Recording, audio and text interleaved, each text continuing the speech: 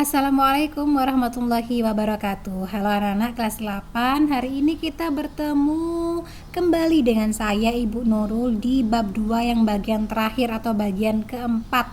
Jadi kita sudah membahas 3 bagian ya sebelumnya di bab 2 ini. Sekarang kita masuk ke bagian yang terakhir, yaitu tentang membuat alat penjernihan air. Bagaimana sih caranya? Nah, penjernihan air di bidang industri, salah satu perusahaan yang khusus menangani pengolahan air untuk disalurkan di berbagai daerah adalah PDAM atau kepanjangannya Perusahaan Daerah Air Minum. Di sini ada ya, di Kota Bangun sini yang dekat Sungai Mahakam itu kan ada PDAM. Kalau kalian main ke sana pasti tahu alat-alatnya yang besar-besar itu ya. Nah, itu digunakan untuk menjernihkan air di bidang industri. Di banyak daerah, pengolahan air bersih yang dilakukan oleh PDAM lebih banyak bersumber dari hasil pengolahan air sungai. Nah, kalau di sini menggunakan Sungai Mahakam, kalau di Kalimantan. Nah, proses pengolahan air bersih yang berasal dari air sungai harus melalui tahapan berikut lah. Mungkin yang orang tuanya bekerja di PDAM bisa tanya langsung ya prosesnya. Pasti nanti sama kayak ini langkah-langkahnya. Yang pertama ada intake, yang kedua koagulasi, yang ketiga flokulasi, yang keempat sedimentasi, kelima filtrasi, dan keenam klorinasi. Itu tahap-tahapannya kalau penjernihan air yang melewati yang airnya bersumber dari sungai. Nah, prosedur pembuatan alat penjernihan air dari bahan alam. Nah, ini yang bisa kita coba. Yang pertama, penjernihan air dengan bahan alami. Yang cara pertama yaitu membuat pipa penyaringan, membuat drum pengendapan dan memasang pipa penyaringan, kemudian membuat drum penyaring, penyusuran drum endapan dan penyaringan. Ini mungkin lebih jelasnya kalian bisa lihat di YouTube ya. Silakan mengetik cara membuat alat penjernih air dari bahan alami atau dari pipa penyaringan gitu loh nanti. Nah, ini langkah yang kedua. Penjernihan air dengan bahan alam cara kedua, sediakan sebuah drum lah untuk ditampung ya.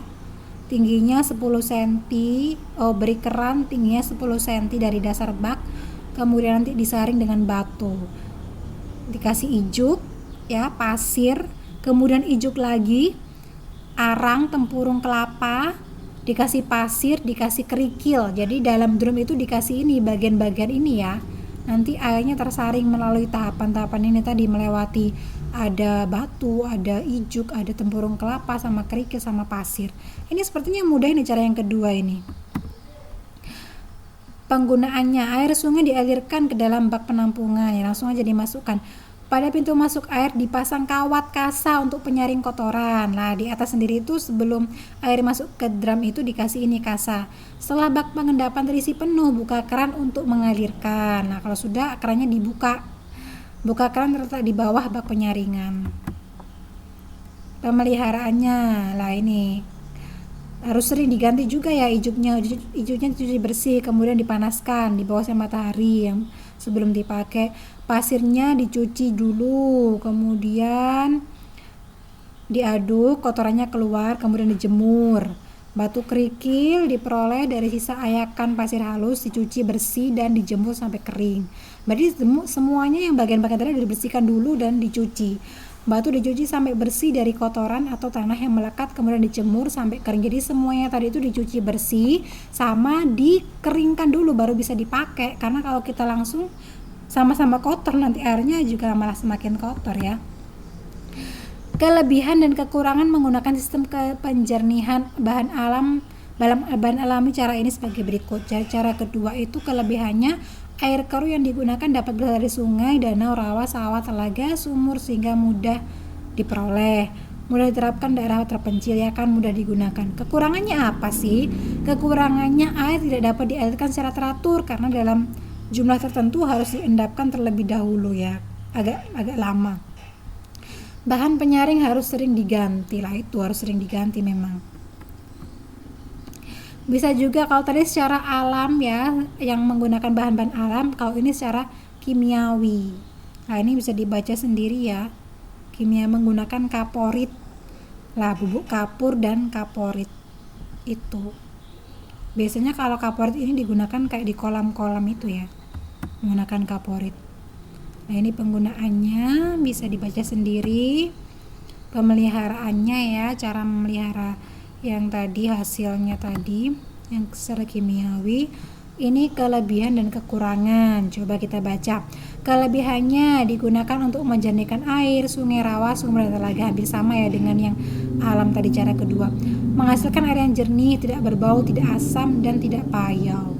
Tapi mungkin kalau kebanyakan kaporit bisa juga berbau ya. Kekurangan air, tidak dapat dialirkan secara teratur, hanya dapat menjernihkan air dengan jumlah tertentu, nggak bisa banyak-banyak, bahkan harus sering dibersihkan. Cara ini tidak dibenarkan untuk air yang tercemar bahan kimia buangan industri. Jadi tidak semua jenis air bisa kita jernihkan menggunakan kimiawi, apalagi yang kimia mengandung bahan kimia dari industri, nggak bisa menggunakan kaporit ini tadi ya. Penjernihan air secara kimiawi yang kedua. Kalau yang tadi yang pertama ya, kalau ini yang kedua. Nah, kalau yang kedua ini bedanya ada tawasnya. Jadi ada kaporit, batu kapur, dan tawas dicairkan. Ini bisa dibaca sendiri ya, ini caranya. Ini sepertinya bahannya juga bisa kita peroleh kalau mungkin kalian mau mencoba-coba ya, menggunakan ini penjernihan air, bisa juga dicoba di rumah. Oke, sampai di sini dulu pembelajaran kita di bab 2. Jadi kita sudah selesai ya. Sudah selesai bab 2-nya, ada 4 bahasan di bab 2 ini. Oke, semoga bermanfaat. Assalamualaikum warahmatullahi wabarakatuh.